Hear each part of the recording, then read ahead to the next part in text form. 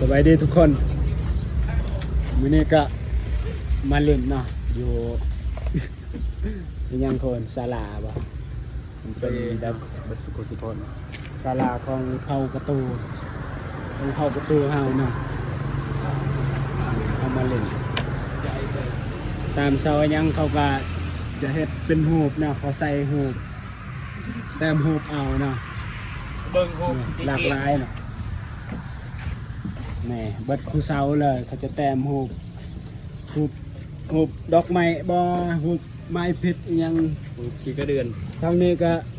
จะเป็นหูบหมักม่วงเนาะไทยโอโกเพิ่นเด้หูบหลากหลายเนาะ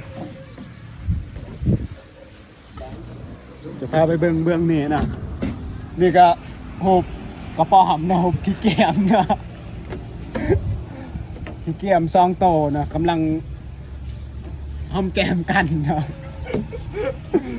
นี่ตัวแม่อันนี้ตัวผู้เนาะ2 โตเนี่ยหูบขี้เกียจเนาะจะแต้มใส่นะทุกเสาเลยทางลังเนี่ย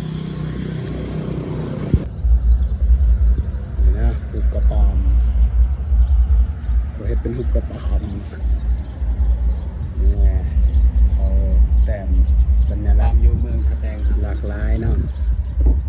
แต้มหูบอย่างหูบเจี๊ยหูบนกหูบกระเบือมีแบบนกหูบไก่บ่หูบผีเสื้อเนาะแมงกระเบื่อเบื้องหันก็มีกระป๋อมนะ2 โต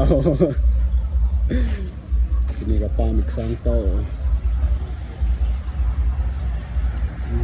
สัญลักษณ์เผากระตูบ้านเฮานี่เต็มลวดหลายเนาะเบื้องนี้ก็จะแม่นหุบคนเนาะกำลังนบทักทายสบายดีเนาะสบายดีเด้อ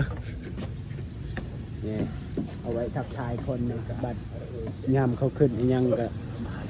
ทักทายสบายดีกันเนาะเราก็มานำมูโคเนาะสบายดีแน่สบายดี เฮ้ยมากัน4 คนเนาะเจ๋งงานปรับไปเจอนะวัยรุ่นเจอกันที่น้องก็แม่สั่งเจอกันตัดละเนาะตัดเหยื่องตัดหางเนาะเจอกันวัยรุ่นเจอกันเรากำลังออกเดินทางไปตัดเลาะเนาะตอนนี้เราอยู่ที่บ้านท่าแตงเนาะ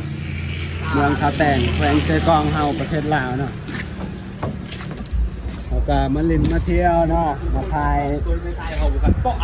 บอลศาลาอย่างเงี้ยมีเขาจะเต็มรูปใส่นี่ปกติเนาะ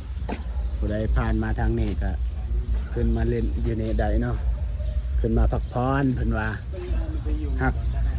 นอนค้างคืนอยู่นี่หันบ่ได้เด้อเขาว่าบ่ได้แต่ขึ้นพักผ่อนซื่อๆหันได้มันจะเป็นกฎของเพิ่นเนาะนี่บอลอยู่บอลอาศัยเนาะ